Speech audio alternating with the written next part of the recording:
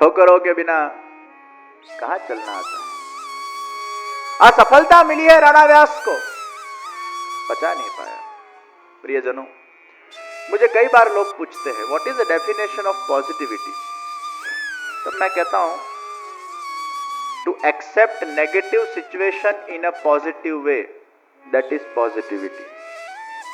To accept negative situation in a positive way, that is positivity. Don't take life as a problem, but take life as a challenge. When you take life as a problem, that problem becomes a nuisance for you, and that nuisance always gives you pain.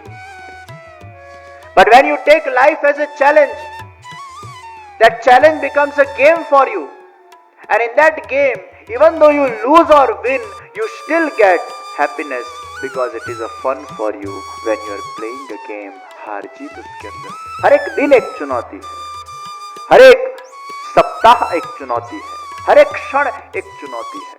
और यही challenge है, यही एक हमारे जीवन का एक अद्भुत घर्षण है। जो ये लाइफ को गेम के रूप में लेता है वो कभी भी हताश नहीं होता।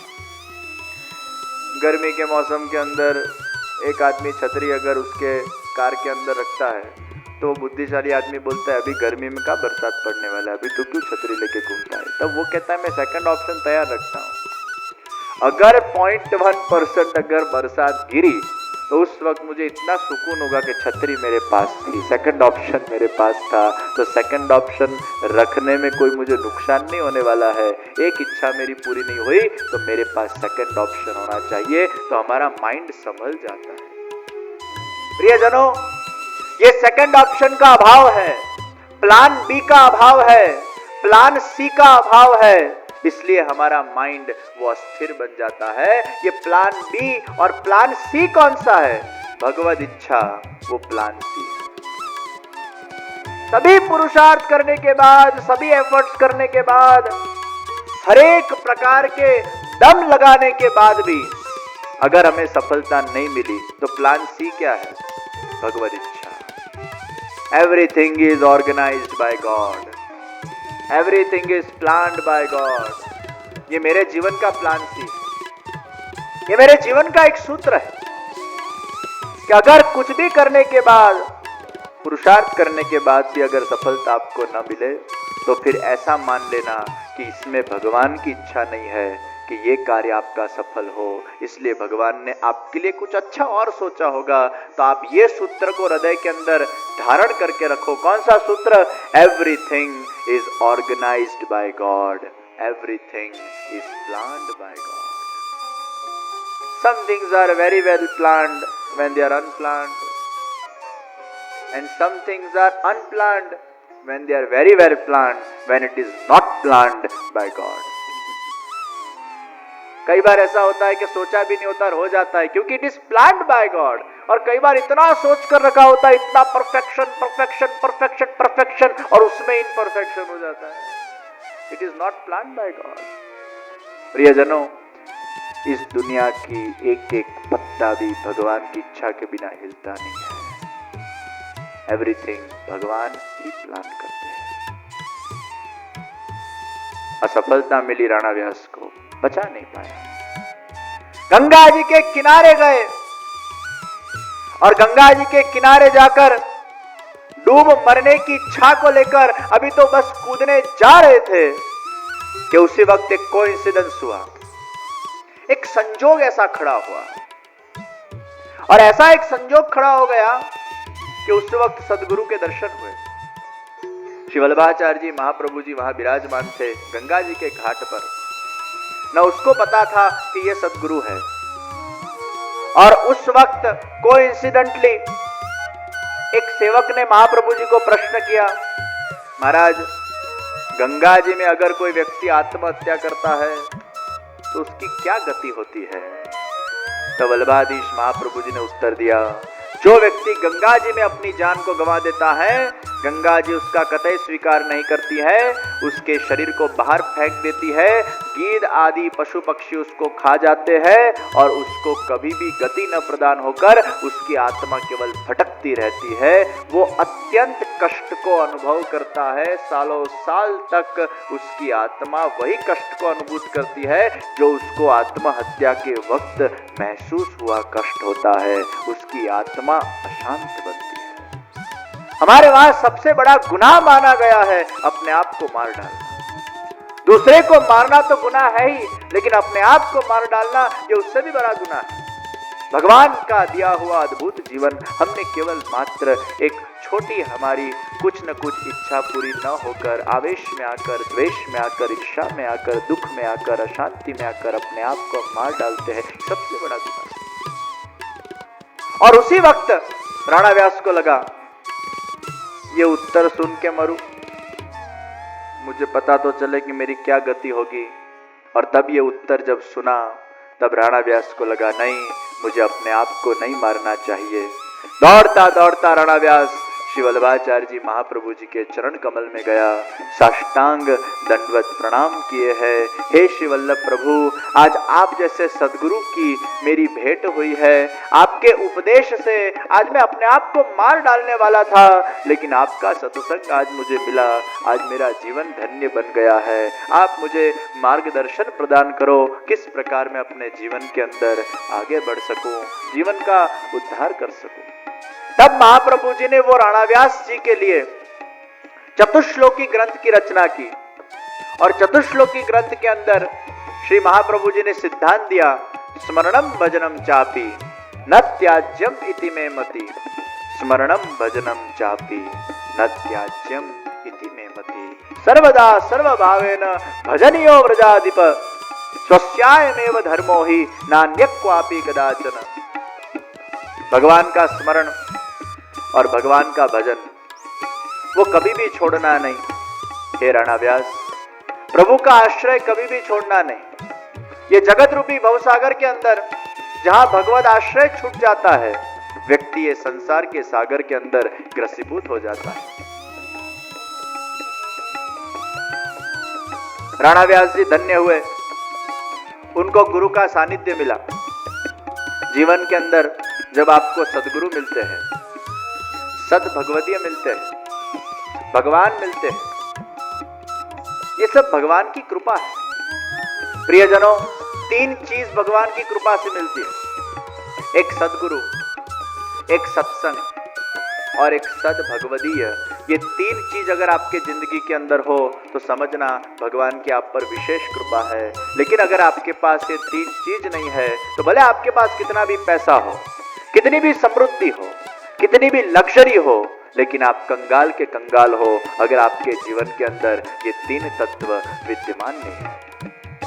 परमात्मा जब आपका उद्धार करना चाहते हैं तब भगवान ये तीन तत्व के सामने आपको ले आते हैं, तीन तत्व से नजदीक ले आते हैं, तीन तत्व का आपके जीवन के अंदर रसास्वादन करवाते हैं, क्योंकि यही तीन तत्व है जो आपके जीवन में उद्धारक है, जो आपको मारक विचार से बचाते हैं, जो आपको नकारात्मकता से बचाते हैं, जो आपके जीवन को शून्य होने से बचाते हैं, जो शून्य को साकार करने के लिए, आपके जीवन को साकृत करने के लिए, आपके जीवन को संस्कृत करने के लिए भगवान ये तीन तत्व को आपके जीवन के अंदर भेज देते हैं। इसलिए भगवान कृपा करते हैं तब कोई न कोई आपके जीवन में इत्तेफाक होता है। और मेरे जीवन का सूत्र है, मैं इत्तेफाक में मानता नहीं।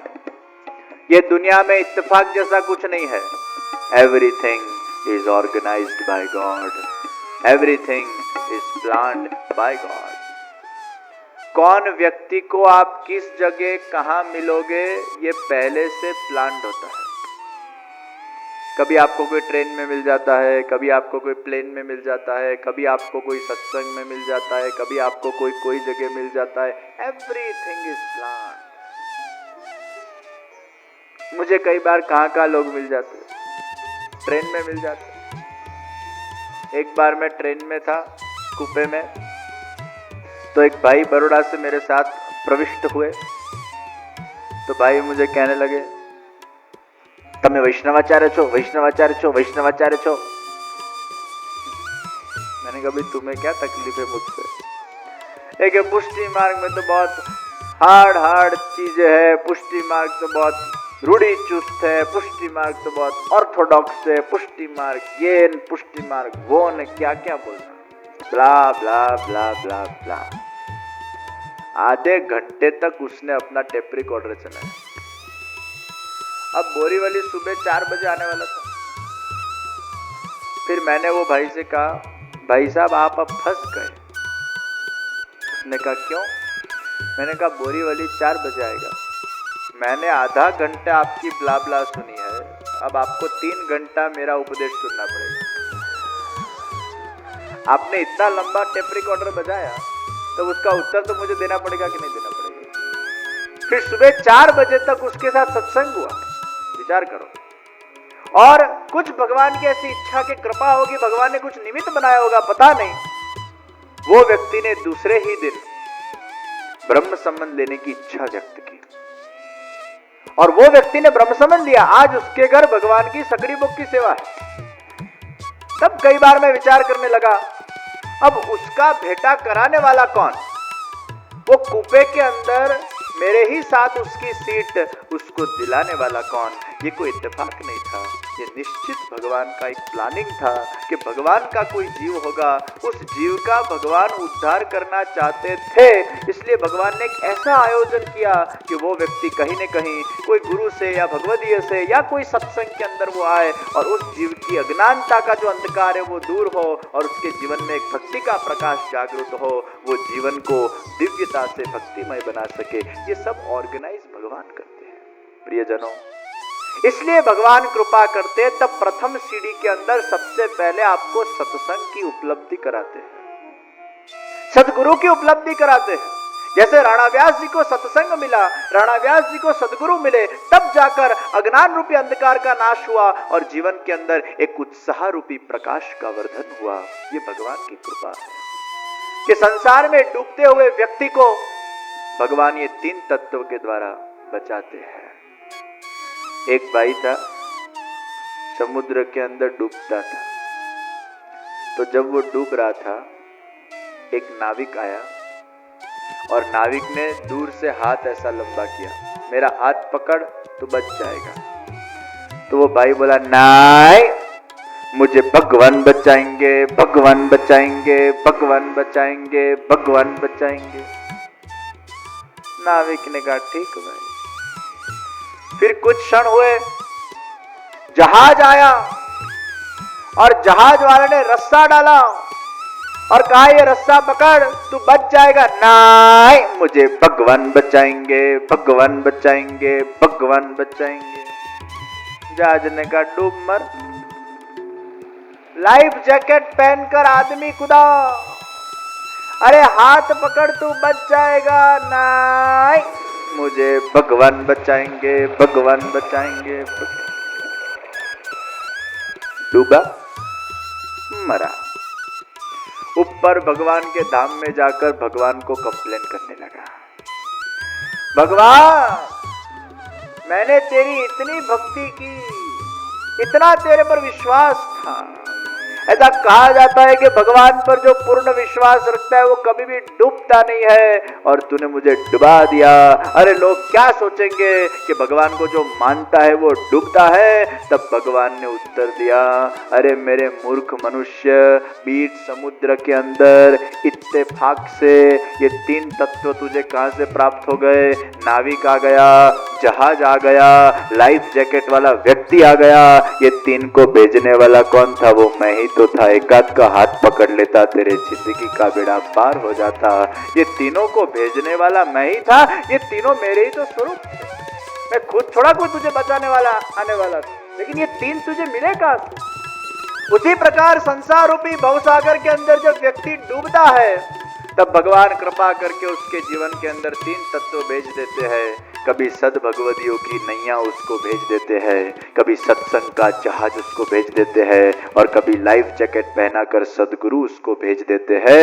ये 3 में से एक का भी हाथ अगर वो पकड़ लेता है, उसके जीवन का बेड़ा पार हो जाता है। ये तीनों भगवान के रूप है। भगवान ही उस रूप में आपको बचाने के लिए पधारते हैं। प्रियजनों, हमारे श्याम सुंदर प्रभु, उनकी जो मुस्कुराहट है वो मंद मंद मुस्कुराहट है। हमारे भगवान स्माइल नहीं देते हैं, हमारे भगवान अट्टहास नहीं देते हैं, हमारे भगवान प्रसन्न होकर मंद मंद मुस्कुराहट से आपको दर्शन देते हैं। क्योंकि भगवान कहते हैं, तुझे बचाने वाला मैं हूं, तेरा उद्धार करने वाला मैं हूं। अगर तू मेरा जीव है, बस तू मेरे शरणागति को स्वीकार कर, मुझ पर भरोसा रख। जैसे मैं मुस्कुरा रहा हूं, वैसे तू भी मुस्कुरा कर अपने जीवन को जी। कीचड़ हो या पानी हो, जैसे कमल के अंदर खिलावट है, सुख हो या दुख हो, तेरे जिंदगी के अंदर भी ऐसी खिलावट आ जाए। इसलिए हमारे भगवान मंद मंद मुस्कुराते मुस्कुराते वो अपने सुंदर दर्शन को प्रदान करते हैं।